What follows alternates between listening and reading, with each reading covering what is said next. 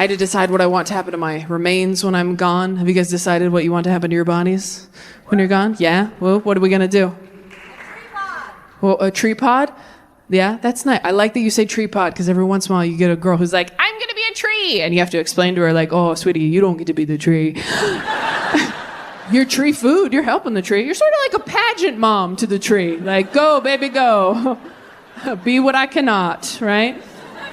Tree pod's great. What else we got? Someone said, what?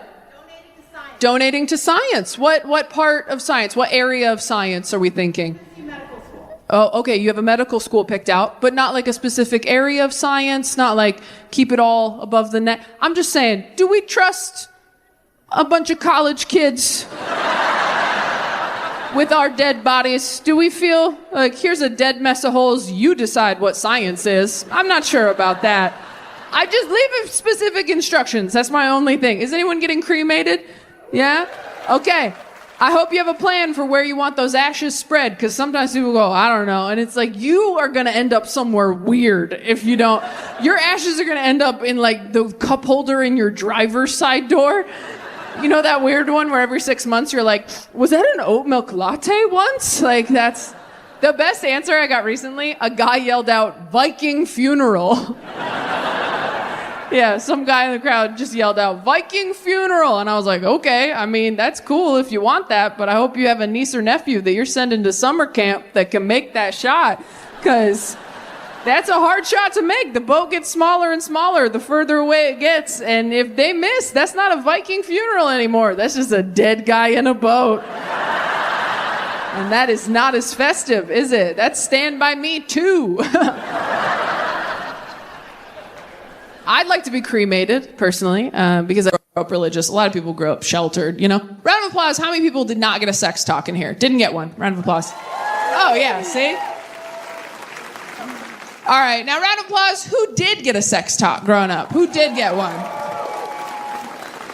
You did right here. Do you mind me asking you how old you were? Is it okay that I'm talking to you? I just want to make sure. If I talk to you and you're not into it, that's completely fine with me. I wouldn't talk to a live entertainer either. Do you consent to crowd work? I need a verbal yes, not just a thumbs up. Yes, see? Not that hard. That's how it's done. All right. All right. How old were you when you got the sex talk? 9. Okay. That seems a little early, but also kind of okay. I don't know how tall you were at 9. Right?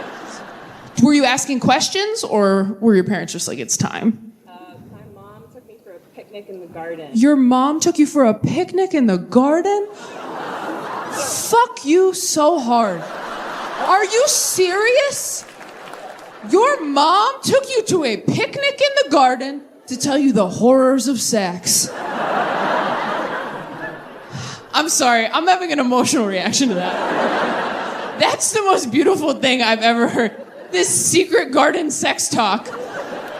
Holy shit, okay, wow. What's that like, Lorelai Gilmore? Fuck me. So you weren't asking questions or anything. Your mom was just like, it's time. Oh, you were asking questions. See, a lot of people ask questions, and I didn't realize all these kids were so smart. I didn't know we were supposed to be smarter. I never asked any questions when I was a kid, which is so stupid now that I think about it. Because when I was a kid, before I got my period, I had 3 holes, right? I still do. I don't know why I said it like that. I still do, for the record, just for anybody watching. And I still always have had, always will have. I mean, I think when you get your tubes tied, do they seal it? Oh, I'm going to Google it. Forget this. This was a tangent. I'll deal with this on my own. But before I got my period, I had 3 holes, and one of the holes wasn't doing anything, right? And I never thought to ask anyone around me, hey, what's this unemployed hole doing between my other 2 holes that are working pretty hard? I just walked around all day like, I don't know, that's my big one. God knows what he's doing. That's where my faith goes.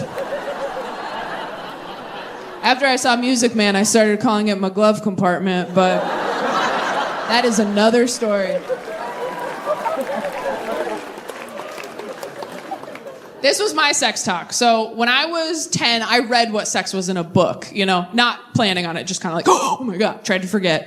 Just assaulted by Judy Blume, quite frankly. And then 2 years later, my dad was driving me home from school, and out of nowhere, he goes, do you know what sex is? And I was like, yeah, Dad, I read in a book. Let's never speak again, right? And he's like, all right, I need you to tell me what it is so I know that you know. My dad made me give him the sex talk. I was like, do you know what it is? He's like, why don't you just tell me what you know, and then I'll tell you what I know. And we'll get to the bottom of this together.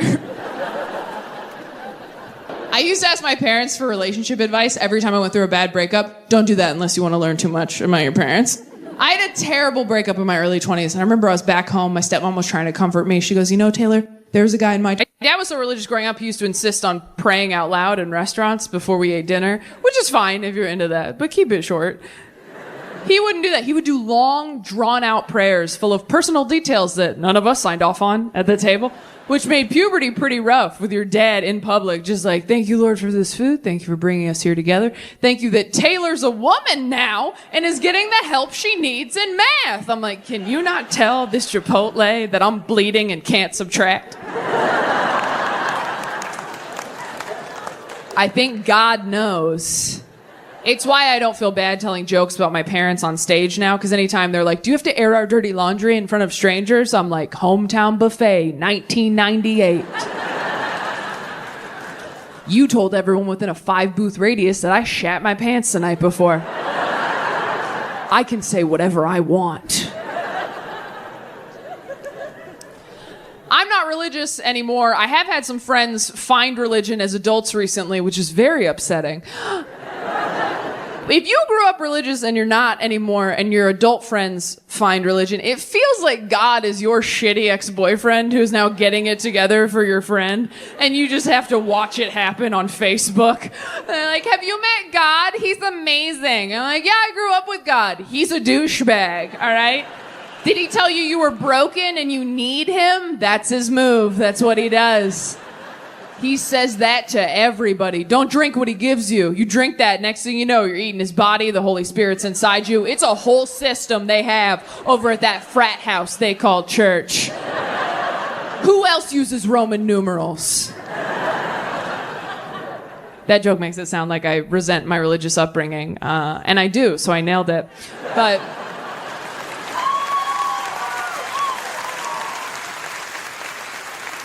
no, honestly, if I had to come up with some stuff that was like positive about me growing up religious, I'm sure I could with enough time and money.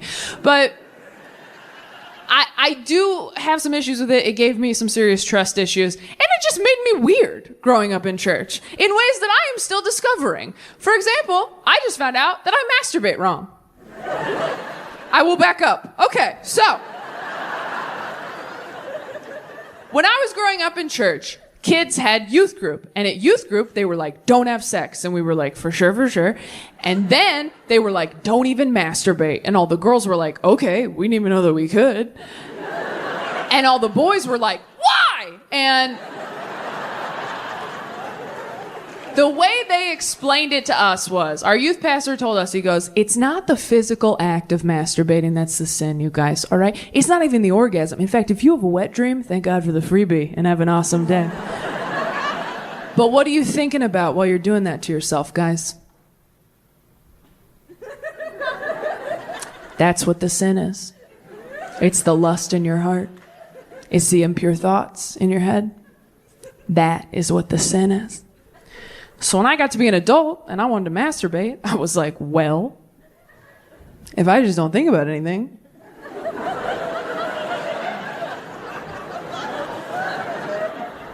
I could probably still go to heaven, right? Just like clear your mind, get in there, get it done. See you soon, Jesus, right? Touch nothing but the lamp.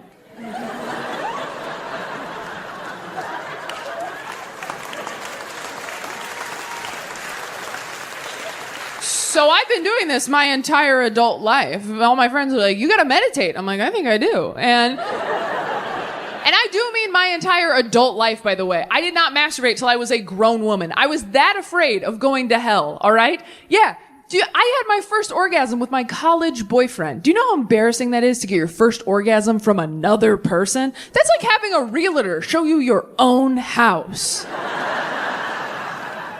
They're like, and over here we have a second bathroom. You're like, a second bathroom? Like, you've been here for 19 years. You never went poking around on your own? You're like, I did once, but I thought Jesus would get mad. So, yeah, I don't actually own this place. I'm just renting it from the guy upstairs. And if I flood the basement, I do not get my security deposit back. So, is there anything else I should see while you're here? She's like, yeah, let me show you the doorbell. I'm like, oh, is the doorbell even important? She's like, the doorbell is the only thing that matters. Nobody comes inside without touching the doorbell.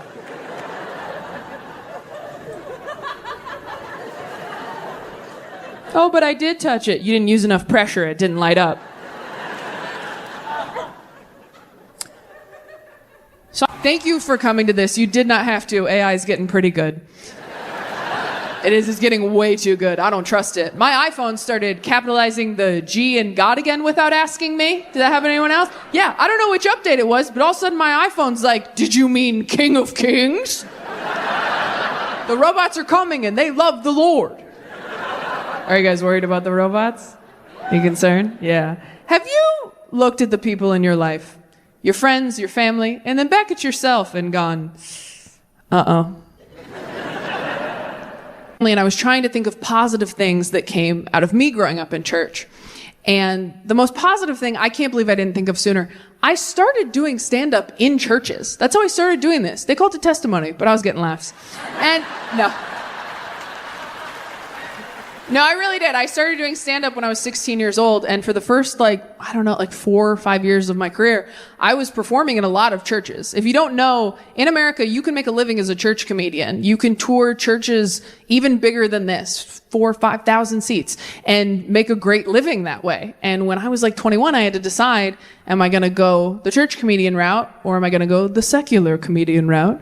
And I think you know what I picked. But I am so grateful to have that as my foundation for my stand-up career. I mean, I got so much professional stage time in front of thousands of people. I got paid. I learned how to work clean and perform in any room. And I think about that a lot. I'm so grateful for it. And I know a lot of you are probably sitting there right now going, well, that's nice. It's cute that you're grateful, Taylor. And we get what you're doing with the church and everything. But, we've seen your stuff now. And there's no way you could perform in churches now. And here's the thing, I don't want to. And I probably won't. But I fucking could though, okay? Oh, if I get canceled or some shit, I'm a fucking professional and I will be returning to churches, okay? I will turn this ship around so goddamn gosh darn fast. In a fetus's heartbeat, I'll go back to churches. I will rebrand like you've never seen. I'll get real big hair, marry a man, let him lead. Write a book called Submissive Wife, Submissive Life. Adopt a southern accent out of nowhere. And yeah, I'm going on tour. I have the beginning of the show all planned out in my head. It's going to start off pitch black auditorium. Then on the big screen, I'm only doing mega churches. That's where the money is. On the big screen, a black and white montage, probably starting with the Netflix ba-dong noise. They own my ass for 8 more years. A black and white montage of all my raunchiest jokes from my 20s. And that's why getting a guy to wear a condom is like, fade out to demon noises. Freeze frame on my young face. Lights slowly come up as I walk out wearing all... You know what? I'm just going to show you.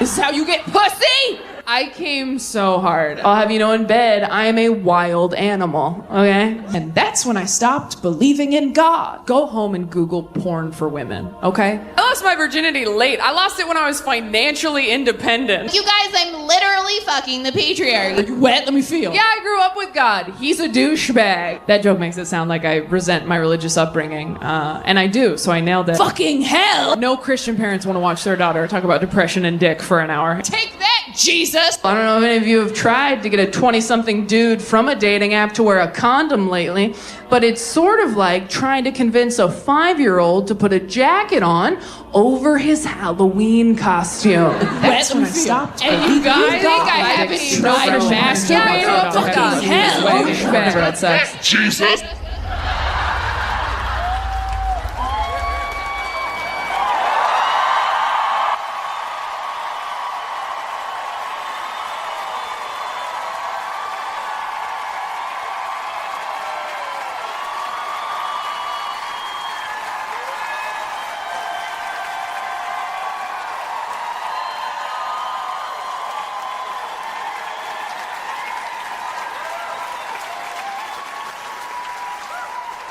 Anybody recognize her?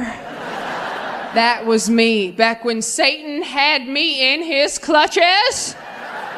And I can see some of you feeling like Joseph on Christmas right now. Like, is this whore lying to me? But everybody loves the comeback, don't they? It ain't a rebrand, it's a rebirth, folks. Welcome to the Prodigal Daughter Tour!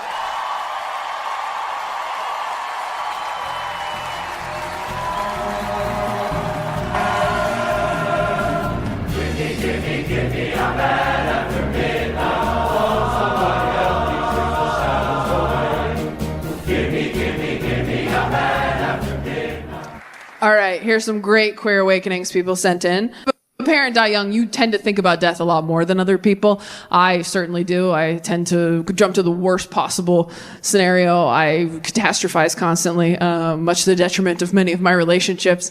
I was dating a guy once, and I said, hey, babe, when you don't hear back from me for a few hours, do you ever get scared that something bad might have happened to me? And he goes, no. I get scared you're mad at me.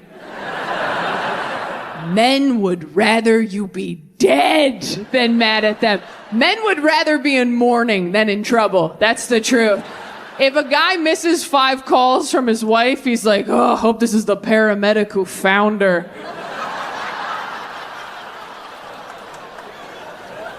I also wish that joke didn't work. You know what's so funny to me about men who kill their wives? What? Well, just wait. What's so funny to me about men who kill their wives is like they think they're gonna get away with it. And it's like, dude, you've never planned a goddamn thing in your whole life. You've never made a dinner reservation and now you're gonna hide a body? This is quite the maiden voyage for event planning, dude. Maybe start with a potluck. I do think I've spent a lot of my life being really scared of death, play an important role in their lives. I love to third wheel it with my married friends, go out to dinner, see a movie, because I love that moment when they walk up to meet me in front of the restaurant and I can tell that they've been fighting in the car.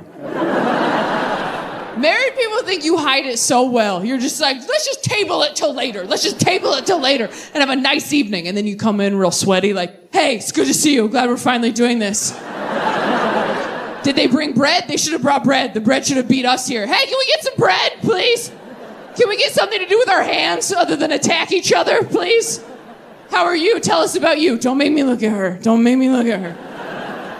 And that's when you, as a single friend, get to tell your married friends all about dating nowadays. You get to tell them about the ghosting and the catfishing and the deep fake AI porn. And you know they get back in the car a few hours later like,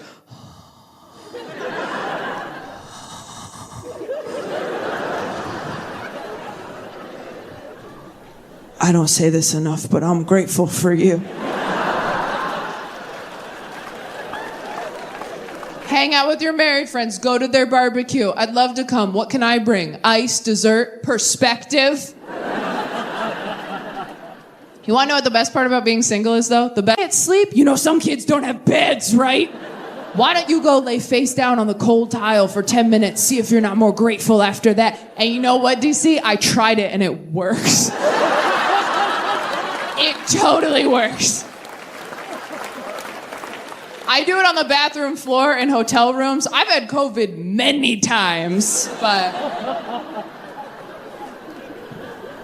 I want to get a handle on my anxiety because I know if I didn't have anxiety, I'd be a totally different person. The worrying alone takes up so much mental and emotional energy every day. And it doesn't help. It doesn't prepare you for anything bad happening like you think it will. I told my therapist this recently. I go, I know worrying doesn't do any good, right? I go, what's that one quote by that great philosopher? When you worry, you just suffer twice. She goes, I don't know that one. Who said it? I looked it up. It's from a fucking Harry Potter prequel. I was so confident, I Googled it in front of her. She's like, what philosopher said that? I'm like, Newt Scamander? Shit.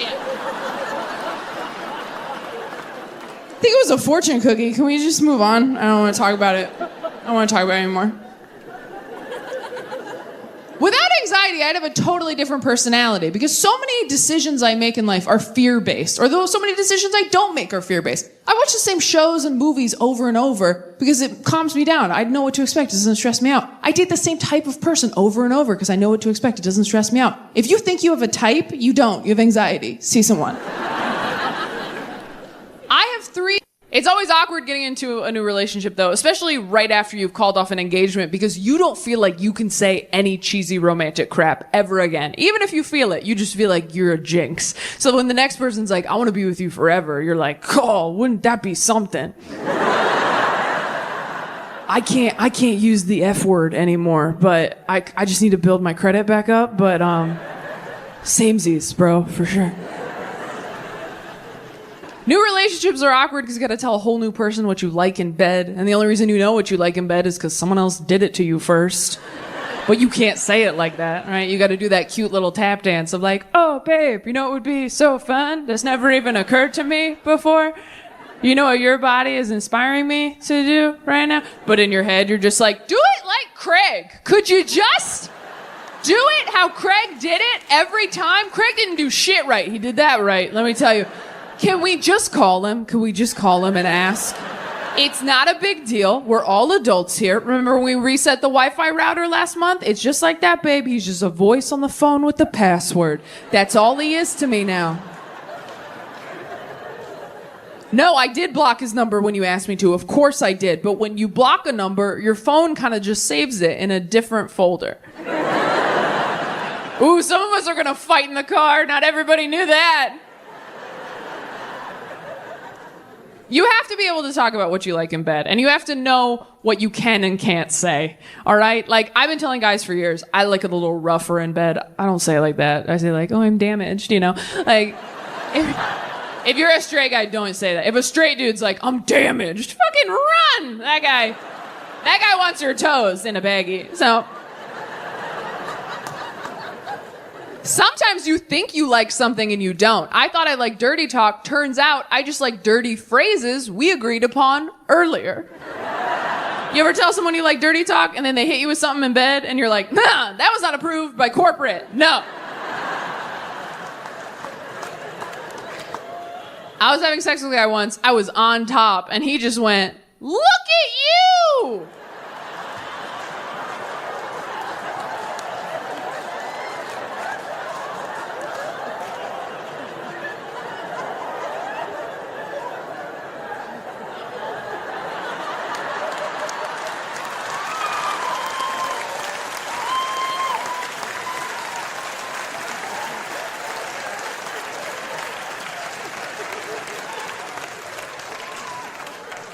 Like I was taking my first steps. I'm like, you better get the camcorder, daddy, because I am never getting up here again. Therapy gets a lot better when you're single, too, because you have time to dig into things like that.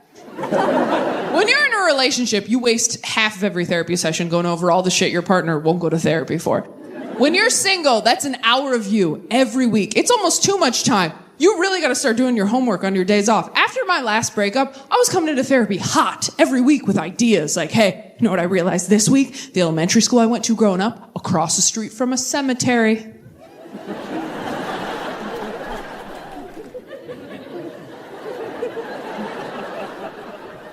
And she's like, okay.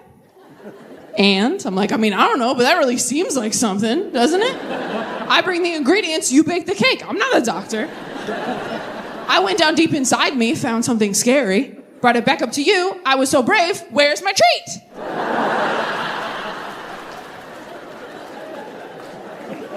So brave, favorite client. I really want to find out if I'm my therapist's favorite client. You can't just ask, they won't tell you. I've tried.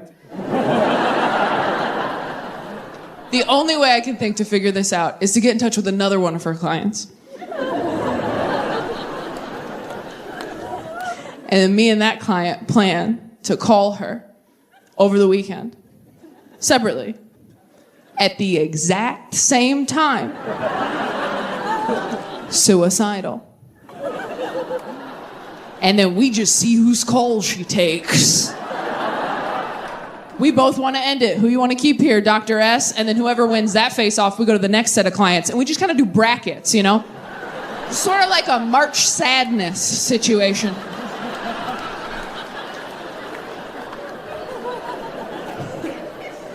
My parents don't watch me do stand-up anymore. Don't worry. Don't worry. They're not interested. No Christian parents want to watch their daughter talk about depression and dick for an hour. It's not fun for them. My parents don't have a dark sense of humor, and I do, and I'm glad I do, because if you can laugh at the darkest stuff that's ever happened to you while it's still actively happening to you, sometimes that's what gets you through it. For example, here's a joke they will not like. Did you guys know that sometimes when you call a suicide hotline and the call drops, they do not call you back? Yeah, you think that'd be the time for star 69, but sometimes they just ring a bell in the cubicle like, lost another one, that's lunch. Some of you are tensing up like, did that really happen? Yeah, a few years ago, and it was fucking hilarious. I was on the floor of a DoubleTree hotel like, did this bitch just ghost me while I'm trying to ghost myself? That is, I mean, I've been left on red. I've never been left for dead. That's a new one. That is brutal. I wasn't even mad. For all I know, that's how they train those volunteers. Like, hey, some nights we get too many calls.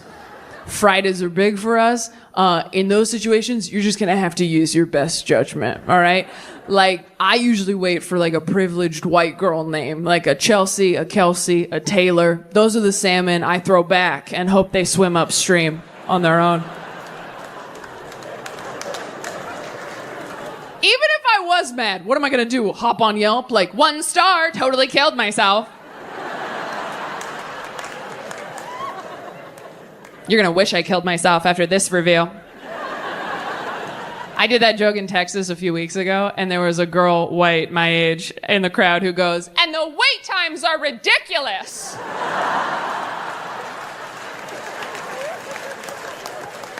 And she's right, okay? I think if you were a frequent caller, there should be some sort of rewards program.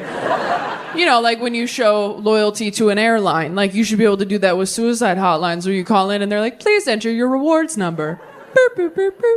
Welcome back. Taylor.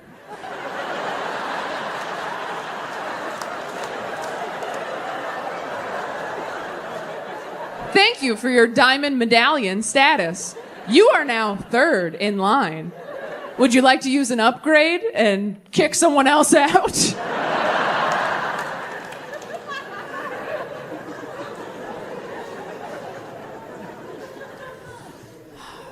My parents are still very, very religious. I've been working on anxiety in therapy. That's been my main focus for the last few years. Anybody have anxiety?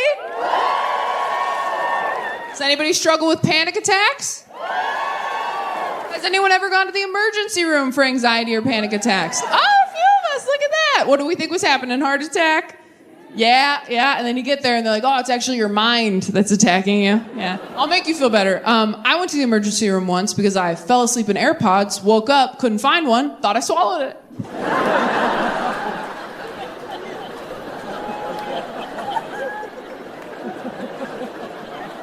You meant you drove halfway there and it turned around because it was silly? Nope, went the whole way. Got seen. I wish I could pretend this story happened a really long time ago, but the technology involved makes that impossible. So I've always had a lot of trouble sleeping, my entire life. And before AirPods came out, I would fall asleep in regular headphones, listening to a podcast or a movie, something to calm me down. And before AirPods came out, headphones had cords on them. So if you swallowed one of those, you just pull it out like a magician's scarf. No big deal. But then they came out with AirPods, so I started falling asleep in those. And so a few years ago, doesn't matter how many, I fell asleep in 2 AirPods, woke up in 1 AirPod, and was like, well, obviously I swallowed it. Like a baby or a dog. Convinced my sister to take me to the emergency room, ruining Christmas morning for everyone. So we get to the emergency room in our hometown where I have to tell 3 grown women at the front desk what I'm doing there. I'm like, well, you probably get this all the time. But it would seem that I may have, inadvertently, in my sleepy sleeps, swallowed an AirPod, and they were like,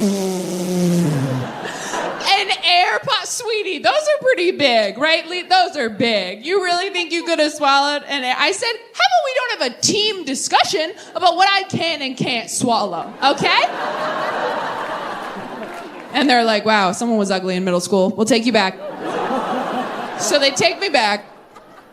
We're waiting for a doctor, which, by the way, I don't know what I thought a doctor was going to do if I had, in fact, swallowed an AirPod. They're not going to perform surgery. They're going to go, oh, my God, yeah, it's in there. Well, stop at Taco Bell on the way home. Good luck. Taco Bell, good for every occasion. I don't know what I thought the AirPod was going to do to me damage-wise in there. I'm like, what if it's still charged? What if it electrocutes my intestines or starts playing Glee covers and everyone can hear? My sister's like, you deleted them all. I'm like, no, all of them. Some of them are bangers. Before a doctor can come in to see us, my other sister calls us from home and goes, hey, yeah, we found it in the pillowcase. Does Crazy want to come home and have pancakes now? I'm so embarrassed. I want to sneak out the back as quickly as possible. I'm like, let's just go. Let's just leave. And my sister's like, you can't just disappear. They're going to think something bad happened. I was like, something bad did happen. Let's go. She's like, that's an emergency exit. I'm like, it's an emergency room. It's a regular exit. Let's leave. But here's my problem with the emergency room. When you are having an anxiety or panic attack, it is your only option, which is why I think they need to open a second option right next door called the anxiety room. All right?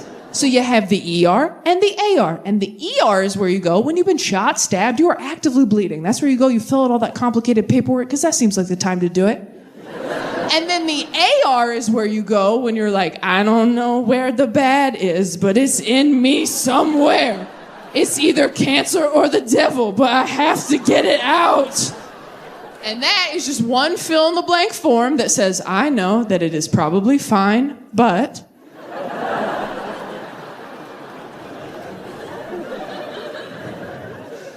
my bones feel itchy. I don't know! I just need someone in a white coat to tell me I'm stupid. I know I mentioned during... I used to be a really toxic girlfriend. I've worked on it a lot in therapy over the years. I was a nightmare in my 20s. I was dating a guy once in my 20s, and we were laying on the couch one night, and we weren't fighting, and I thought that was weird. So I turned to him, and I said, hey, babe, if you found out that we were cousins, would you break up with me? And he goes, yes. And I was like, whoa, fast. No follow-up questions. You're just out like that. He goes, it's illegal, Taylor. I'm like, so are mushrooms, and we did those. Now you're this law-abiding citizen just because we're cousins? He goes, you're so wrong about this. Ask anyone we know. So I texted the 3 happiest couples in my phone. And I said, hey, if you two found out you're cousins, you didn't know when you met, you haven't known this whole time you've been together, you have the same relationship you've always had, but whoops, you're cousins. Would you break up? And they all wrote back, do we have to tell anybody? And I showed him my phone and I said, that's what love looks like.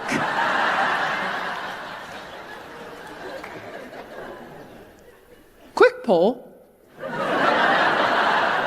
If you found out your partner was your cousin, clap if you would break up with them. Okay.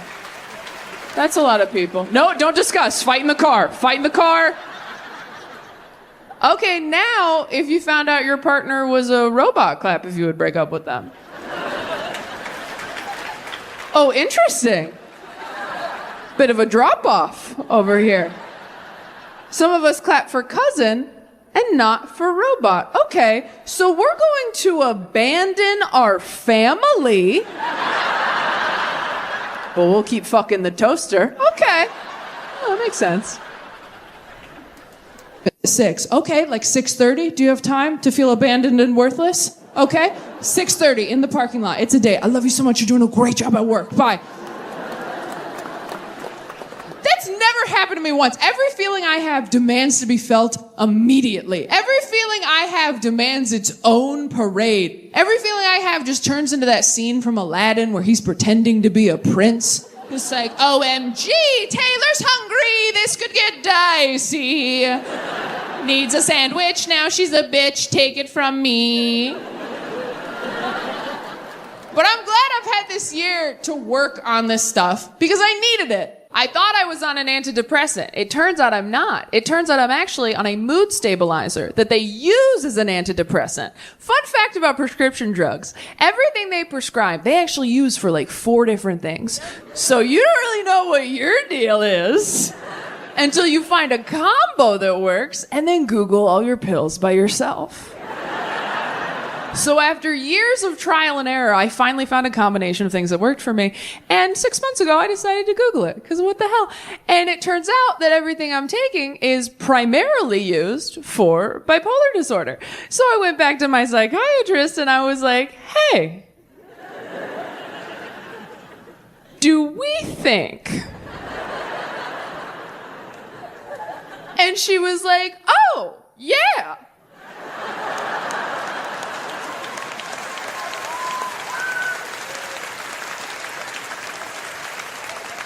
And I was like, is this how you fucking tell people? And she's like, no, of course not. We didn't know. I'm glad we figured it out. And I was like, we? I said, you really didn't know that I was bipolar? And she goes, no, of course not. We thought we were treating anxiety and depression. And I said, okay. Because this kind of feels like a putting your dog's medication in cheese situation.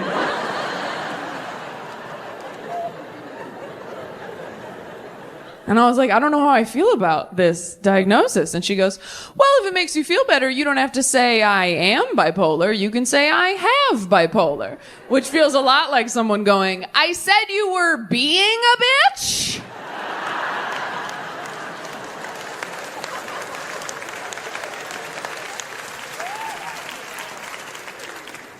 I'm so glad I know that I'm bipolar now. I mean, I have the right meds. I got a mood ring. I'm handling it. But when I first found out, it was a very tough pill to swallow, and I've swallowed a lot of pills. Because when you first find out something like that, you're like, oh man, am I gonna tell anybody? Should I tell anybody? And if I do tell people, am I hot and or talented enough to be an inspiration?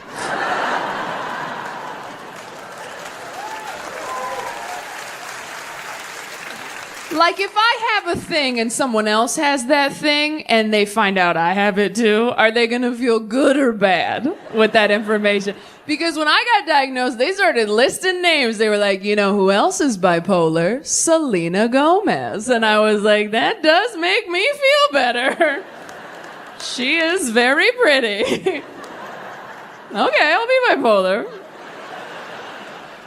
I did not grow up in a household that was very like mental health conscious. Like, we were very religious. I don't know if you've ever tried to tell your conservative dad that you have a mental health issue. It doesn't go great. When I was in high school, I was like, Dad, I think I'm depressed. And he was like, you just need some protein. Get a scoop of peanut butter. Yeah, there's a lot of dads out there just white knuckling it through life right now. Clinging to a jar of chunky Jif like it's the answer. Just a buoy in the storm. It'll pass. The only mental health advice my dad ever gave me is I was having panic attacks in high school and I didn't know what they were. And I was very stressed out. And I was like, I don't know what to do. I don't know what to do. And I feel like this. I don't know what to do. And he goes, all right.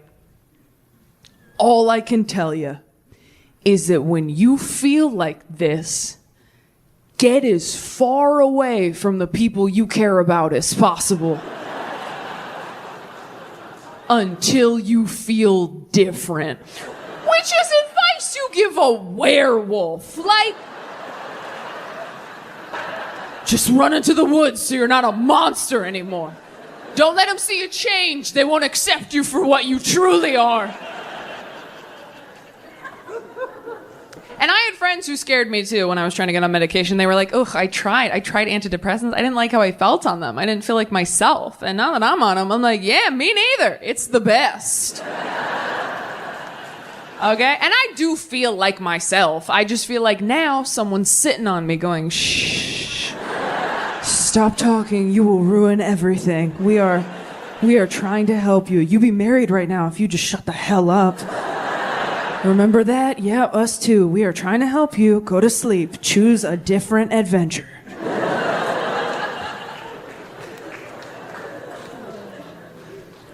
And they warn you about the side effects when you get on medication. They go, your sex drive might go down. And I'll be honest, I have experienced that since I got on medication. But I can't tell if my sex drive is lower or if my self-esteem is just higher now.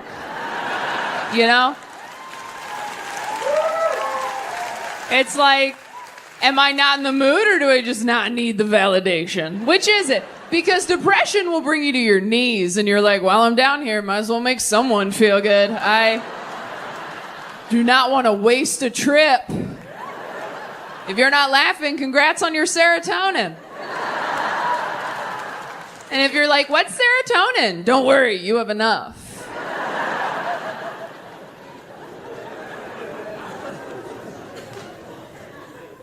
I wasn't sure if I was going to talk about it on stage, and then I needed new material, and I was like, fire sale, everything goes. No, truthfully, I was surprised that I felt so bad about it, because I think I'm pretty open-minded, and I don't think anybody should feel bad if they get diagnosed with a mental illness, because it's just information about you that helps you know how to take better care of yourself. Yeah. Being bipolar, there's nothing wrong with it. Being bipolar is like not knowing how to swim. It might be embarrassing to tell people, and it might be hard to take you certain places.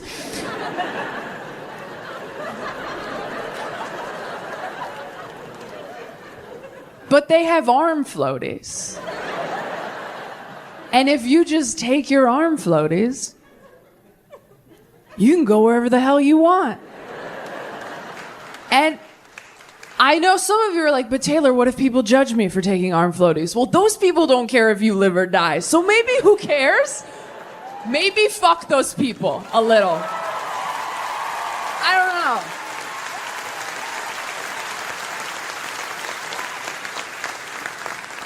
That being said, you have to take your arm floaties. Because it's not cool to know you can't swim, go to the public pool anyway, and jump into the deep end, making it everyone else's problem. And you're thrashing around going, I'm good. They're like, you're literally drowning. And then someone nice and handsome jumps in to help you. And you're like, see, I'm fine. I can totally swim. And they're like, no, you're holding him underwater. You turned Kevin into an arm floaty. And that's not a fair relationship for Kevin. Then someone floats by you on their back and you're like, what was that? And they're like, oh, that's someone whose parents supported them in the pool. Until they could be trusted not to die. Here are your arm floaties. I was very nervous to tell friends of mine I was bipolar because I thought they would think of me differently. And then I told all my friends, and nobody did. And it was actually pretty insulting.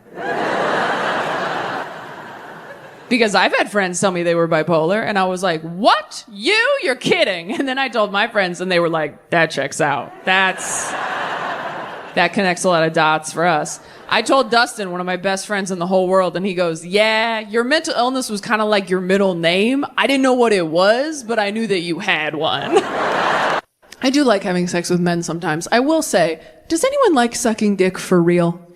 Does anyone really? Yeah, oh wow, good for you. Just a quiet hand raise. That's beautiful. That's so nice. Wow, heroes among us. Good for you. Sucking dick the way I like going for a run. I'm proud of myself after. But during, I'm always like, why'd I do this? I didn't have to do this. There's other ways to get where I'm going. But then afterwards, I'm always like, wow, the power of the human spirit. Really is all mind over matter out there. But then during, I'm like, people should be throwing little cups of water on me for being so brave. But then afterwards, I'm like, nice. Got my time down.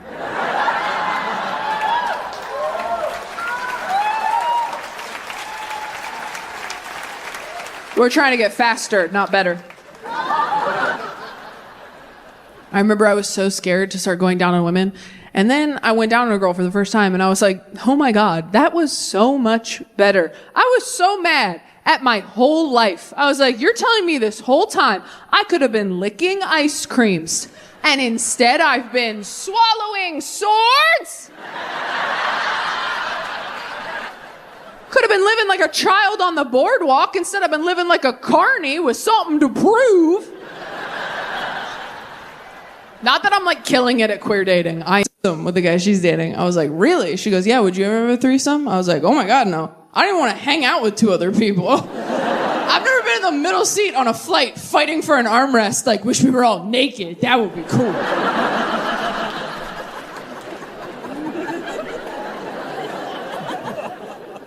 I don't even think I could date an extrovert again. I dated an extrovert once. We moved in together. The first week we lived together, he's like, hey, what if we had some people over? I was like, look, if you don't want to be with me, just say so. You want to have people over? Over what? My dead body?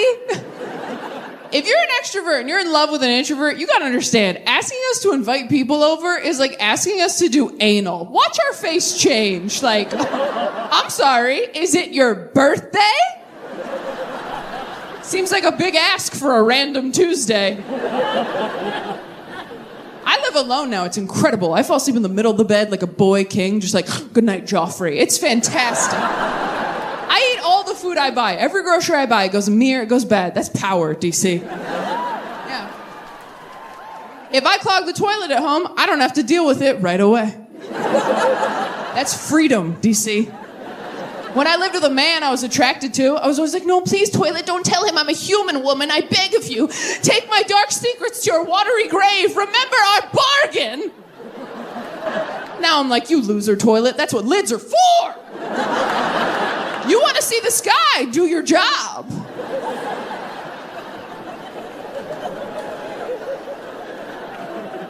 I was so afraid of being single all throughout my 20s. I was terrified. I've been masturbating like this my entire adult life, and I recently mentioned it to a friend of mine. And you ever say something out loud and realize you never should have ever? I said it so casually over brunch, didn't even think about it. I was like, oh yeah, I mean, I don't think about anything. Well, I do that. And she was like, what? She put her fork down. What? You don't think about anything? And I was like, oh, no, I mean, I think some stuff, obviously. And she was like, what do you think about? And I was like, oh, you know, just like, almost there, making a good time. You know, just like road trip thoughts, like, keep your hands steady, don't fall asleep. Can't wait to get there so I can eat. Better hurry up, Taco Bell's gonna close, you know.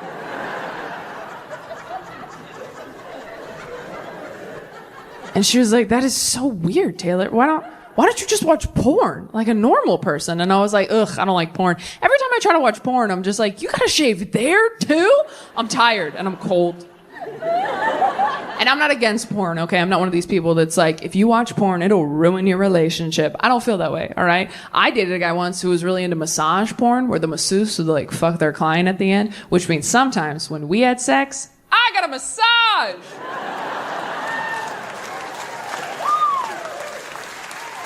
That's an example of porn working for you. But my friend was like horrified. She was like, Taylor, this like monk masturbation thing you do, it is so much creepier and weirder than any porn I've ever seen. And I've seen most of it. And she goes, there are so many different options porn-wise on the internet now. You just go home and Google porn for women, okay? Just do it, I promise. Porn for women. And so I went home and I Googled porn for women so I wouldn't be weird at brunch.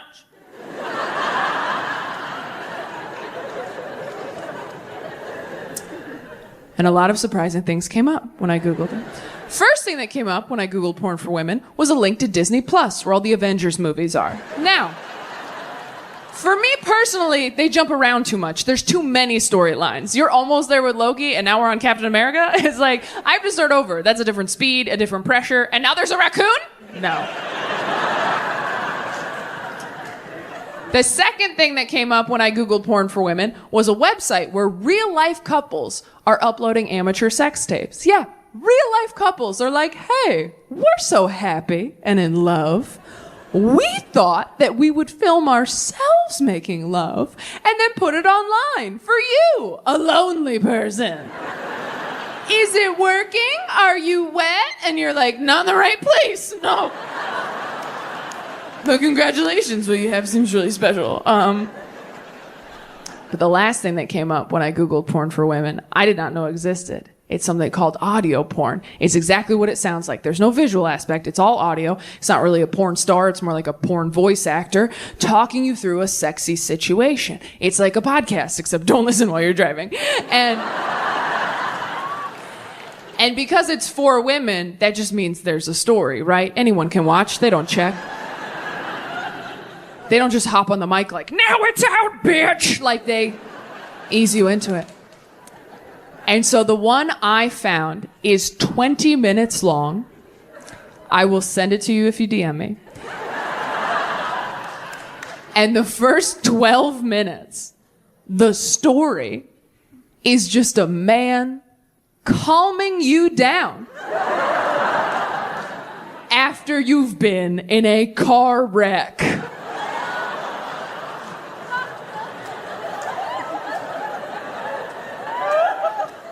That is the foreplay. And you guys, I came so hard. I mean, I didn't even make it to the sex part. It was the comfort alone. He's like, it's okay, take some deep breaths, don't worry. The insurance companies will figure it out. I'm like, oh my God, that's right, that's why we have insurance. By the time he was like, what else can I do? Should I go down on you? I was like, nah, man, I got Allstate. I'm in good hands. Ladies and gentlemen, Taylor Tomlinson!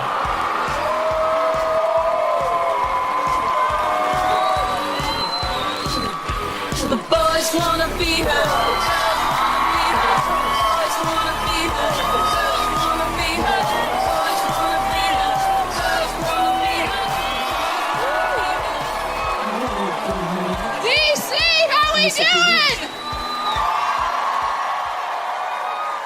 How stupid was that? I came up from the floor like I'm a fucking Jonas brother. I know that was silly, and it was my idea. I was so embarrassed that I thought of that, but it was too late when we got here to change it because men with jobs had built it. And we're operating it very well, I might add. And I was just like, we can probably just scrap it, right? They're like, well, this is like a week of our lives. So I know that was dumb. Thank you for indulging me. How we doing, DC? Thank you so much for coming. For work, he and I have very similar jobs. We're both out here on the weekends, changing lives. No, he hates it when I say that. He hates it so much. I'm always trying to talk shop with him. I'm like, hey, Jim, how was your early show? He's like, it's first service, Taylor. I'm like, well, I just noticed you had a heckler on the late one. He goes, that person was yelling amen and hallelujah to agree. I'm like, that's the worst kind of heckler, Jim, because they're being supportive, but they're still disrupting your flow, right? I go, I donate 10% of what I make, too. He's like, to who? I'm like, my agent, but it's still a tithe. I'm like, I'm kidding, Jim. I know we don't do the same thing. But think about this. I make them feel guilty Saturday night. You save their ass Sunday morning. I set them up. You spike the ball. You're welcome. I helped.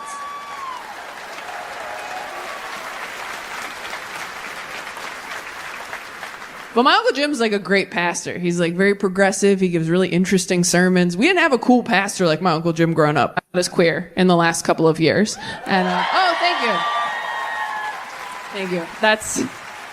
That's really nice of you. Because let me tell you, coming out as bisexual at 30 feels like saying to a waiter, by the way, it's my birthday.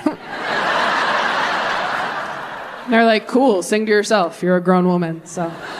You're like, excuse me, I was very brave. I just came out. They're like, yeah, but the coast was clear, wasn't it, babe? Like, I would have come out sooner, but I have 3 younger siblings, and they're all queer, and they kept coming out. They just kept popping out like little groundhogs, and every time another one popped out, I was like, well, that's 6 more months of heterosexuality for me, I guess. I was also hesitant to come out as bisexual because there's a stigma around it, right? When you say you're bisexual, a lot of people assume that you are good at sex. And I'm not, guys. And I refuse to get better. All right? I'm not learning any more tricks, okay? I turned 30, I was like, shut it down. As Jesus said, it is finished. I'm hitting save progress. I'm gonna die on this level. But I didn't want to tarnish the brand of bisexuality. I didn't want to bring down the team. I have so many queer friends who are so open and free with their sexualities. It's like, oh, it's so fun. I have so many like Samanthas in my friend group, and they're so fun and inspiring. But I also think we need some gay prude representation as well. But because I grew up in church, I see Bible stories everywhere, right? Like, here's some fun ones. What about the 200 foreskins story? Do you know that one? Yeah, that's a deep cut. So, in the Bible, David wanted to marry Saul's daughter, and Saul's like, you can marry my daughter if you bring me back the foreskins of 100 of my enemies, which like, whoa, Scorpio, am I right? Who has 100 enemies and is thinking about their foreskins? Like, someone was born in deep November. So Saul's like, get me 100 foreskins, then we'll talk. So David goes out, comes back with 200 foreskins, and that's where the phrase, if he wanted to, he would, ladies, comes from. Yeah. That's not from TikTok, that's from the Bible. What about Job? Have we heard of Job? Job? Got some Job heads in the house? Job was this guy in the Bible. He loved God so much. One day, God and Satan are talking. They don't really get into why they're talking, but, you know, sometimes you call your ex and everyone's like, what are you doing, right? So God and Satan are kicking it for some reason. And Satan goes, hey, God, I noticed that Job loves you a lot. And God's like, yeah. And Satan's like, well, I bet he wouldn't love you as much if I fucked with him enough. And God's like, okay, I'm bored. Let's see what you got. So Satan goes out and he ruins Job's life. But Job never forsakes God. And that is what How to Lose a Guy in 10 Days is based off of. Matthew McConaughey is Job. Kate Hudson is Satan.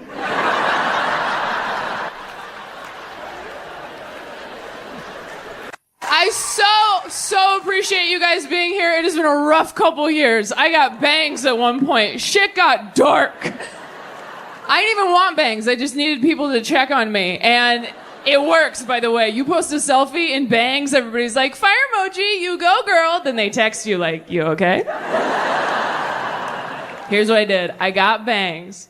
And then 2 days later, I did mushrooms for the first time.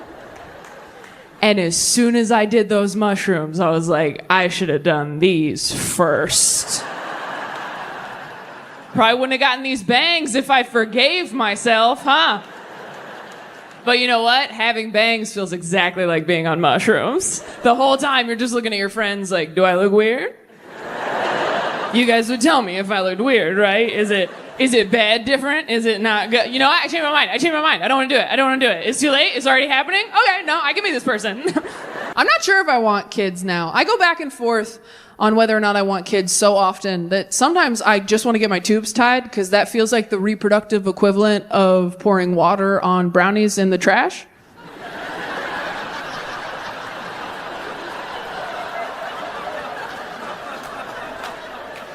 You know, and you're like, I'm gonna want these later.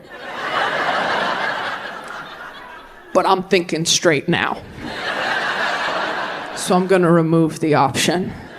If you're not laughing, congrats on having a healthy relationship with food your whole life.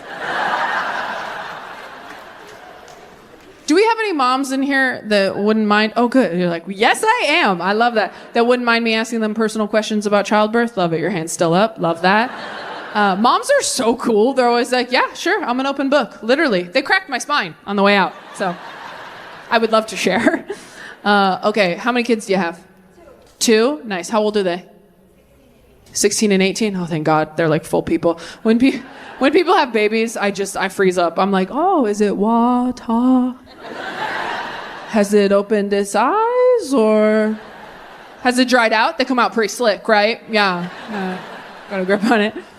Okay, you got teenagers. Did you have your kids out the main terminal? Yeah, I thought that was a classy way of putting it.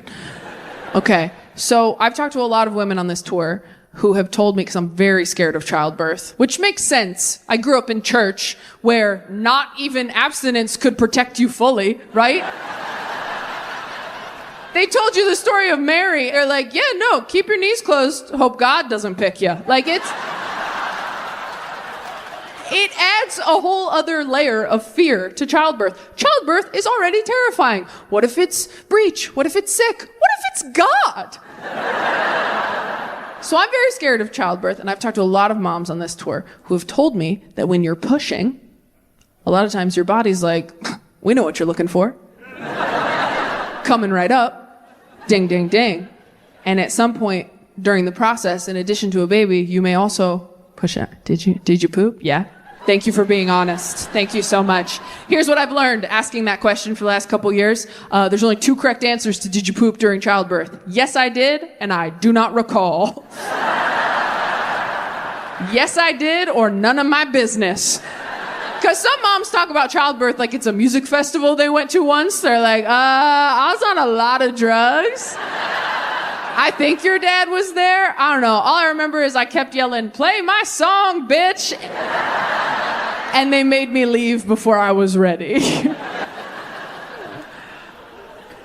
The first time I ever asked someone, I was at a comedy club in Dallas, Texas. There was a woman in the front row. She goes, 3 kids, never pooped. And there was a table of nurses nearby who were wasted, you guys, who started scream laughing at her. Everybody poops, every single person. And if you think you didn't, then we fucking lied to you.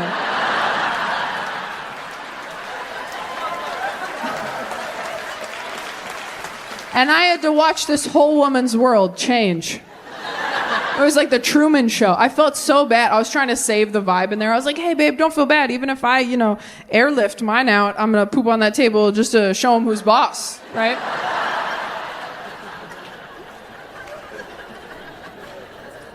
To be clear, my biggest issue with church wasn't that they wanted us to save people. It's that they wouldn't let you make a good point, right? Anytime you were growing up in church, you were like, well, you have to admit, it was pretty messed up when God did this in the Bible. They'd be like, well, that was the Old Testament, That was before God stopped drinking. Like, that was a different guy.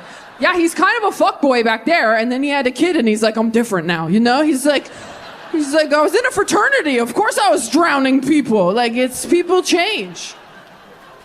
Anytime you had an unanswerable question at church, they always said the same thing. They'd go, that's a great question. And we can ask God that when we get to heaven.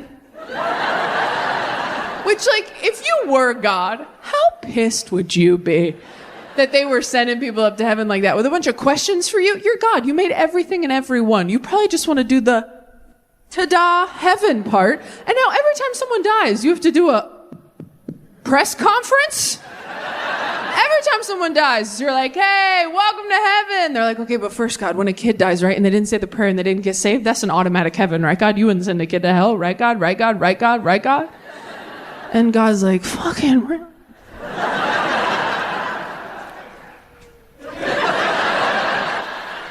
Seriously, dude, you're in heaven, bitch. Do you go to Disneyland? Hope all the workers get benefits. Shut up. You are a killjoy. Yes, the kids are in heaven. We muted the kids so we could all enjoy heaven, but yes. That's a dark one. I know, that's a dark one. I have a dark sense of humor, partially because I grew up in church. Church is a dark place. Every Sunday, you go to a big room where the underlying message is, won't it be great when we all get to be dead with Daddy? That's church. Can't wait to be dead with Dada. That's church. But I can't blame church entirely. I really wanted to marry, and when it didn't work out, I was devastated. I said, really? I didn't know about this. And my dad goes, I did. She talks about him all the time. And I was like, well, wait, who was this guy? What was his deal? And she goes, well, he was really cool, actually. He was an Alzheimer's scientist. And my dad goes, notice how that's not cured yet.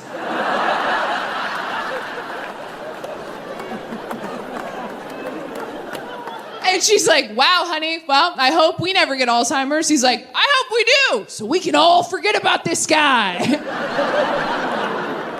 I used used to be way too loose with who I asked relationship advice from. I used to ask people in the audience, total strangers. I asked a couple in the front row of a show once, 2 couples therapists who had married each other. Which I know, you ever see like quadruple stuffed Oreos and you're like, enough, right? That is a hat on a hat. It's excessive. But I was like, wow, 2 off-duty couples therapists. You gotta ask them, right? I said, do you guys have any advice for people in relationships, maybe people who are fighting a lot? And they said, we do. You know how a lot of people have a safe word to stop sex? Everyone needs to have a safe word during fights. So I asked a married friend of mine, I said, do you guys have a safe word for fights? And he was like, what? I'm like, it's a word that when you say it during the fight, it stops the fight. And he goes, oh yeah, we have one of those. I said, really? What is it? He goes, cunt.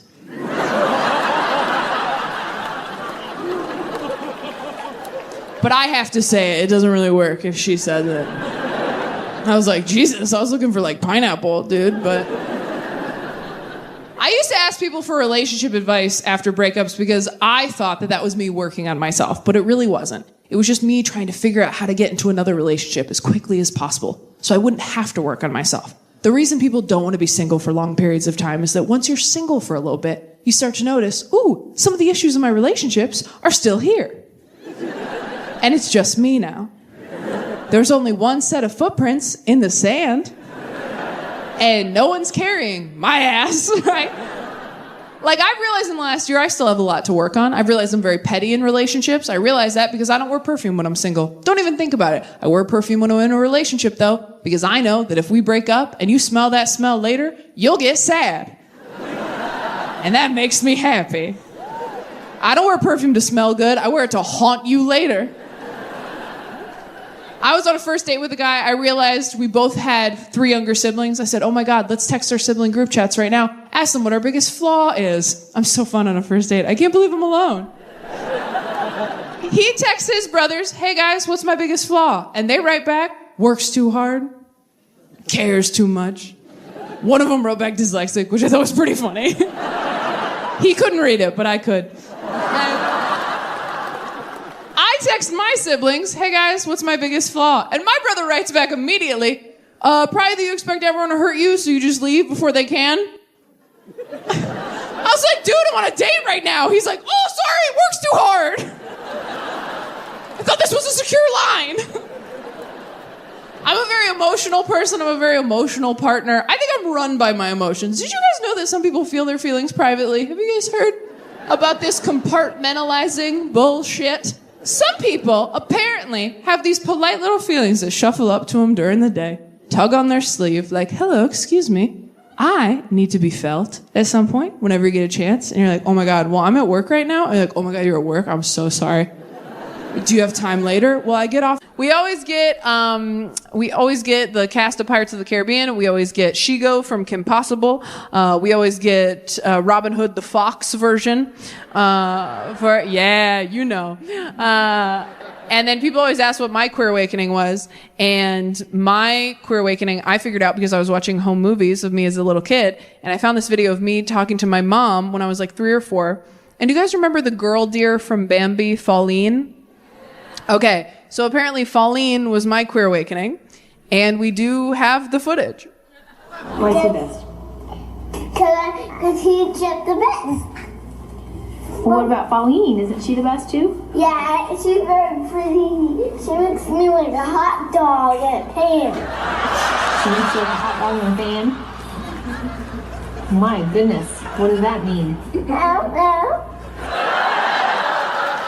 Thank you so much, Grand Rapids. I cannot thank you enough. One more time for Sophie Buttle, everybody.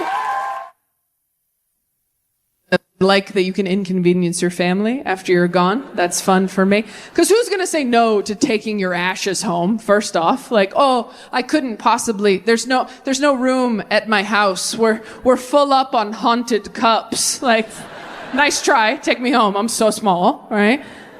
And then if you want your family to spread you somewhere, depending on how you feel about your family, that's where you send them, right? So if you love your family, you're like, I'd like you to spread me in Hawaii over 7 days of PTO. That's what I'd like. Love you guys, miss you. And then if you don't like your family, you can be like, have you been to Toledo?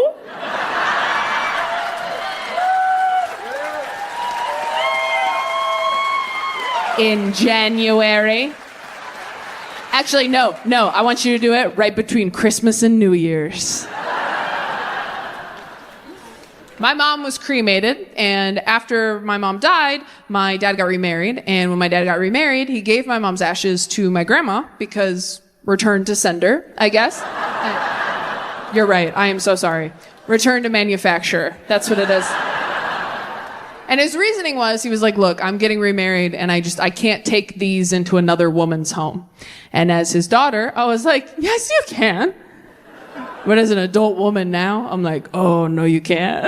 I've dated straight men. I don't like it when they follow their exes on Instagram. You're telling me if he brought a little baggie of her bones inside and was like, this lives under the TV forever, I'd be like, cool, love that there. No, I'd be passive aggressive at best. I would probably flush a teaspoon of her every day. Just...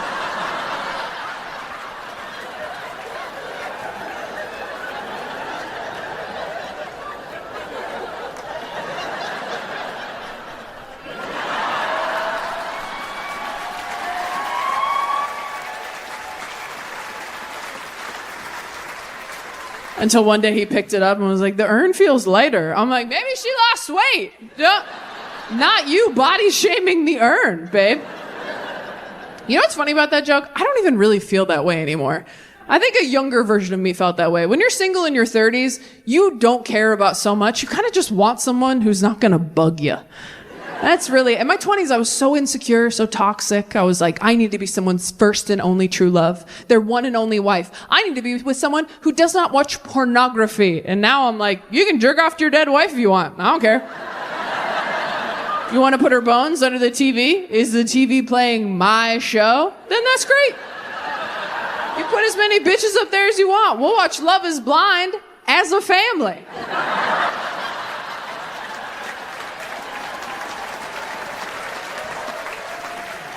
I told my buddy Dustin that, and he goes, what if you married a guy who was still in love with his dead wife? And I was like, she's not coming back. That's his thing to deal with. You know, lock yourself in the bathroom, smell her shirts, cry it out. But we're going to Chili's at 5. And the coupon's for 2, not 3. So get it all out of your system, babe. Hell, jerk off into the urn if you want. Hey, when life gives you lemons, make cement or whatever. It's romantic. She can swallow one last time.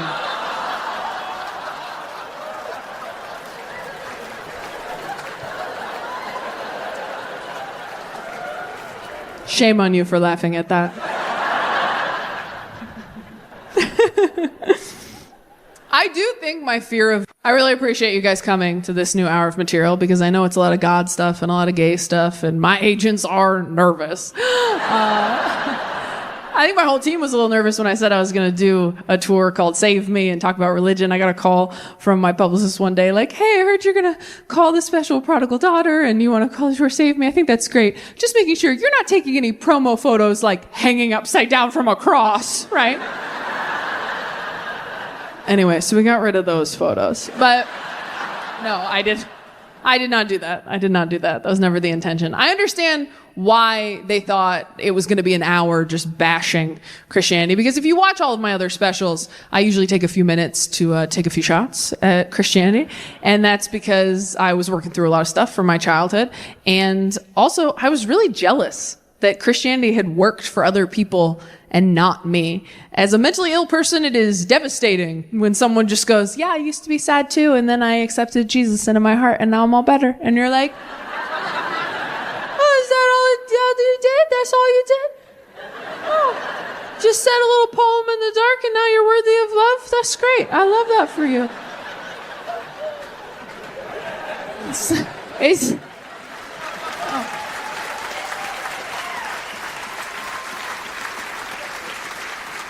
It's like when someone goes, yeah, I just stopped drinking soda, lost 20 pounds, all my acne went away. And you're like, oh my God, that's so cool. I hope your plane falls out of the sky.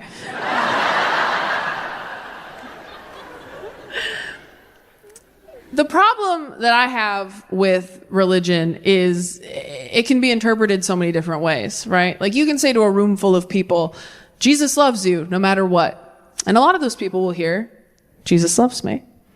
But some of those people will hear, no matter what. And that's the problem, right?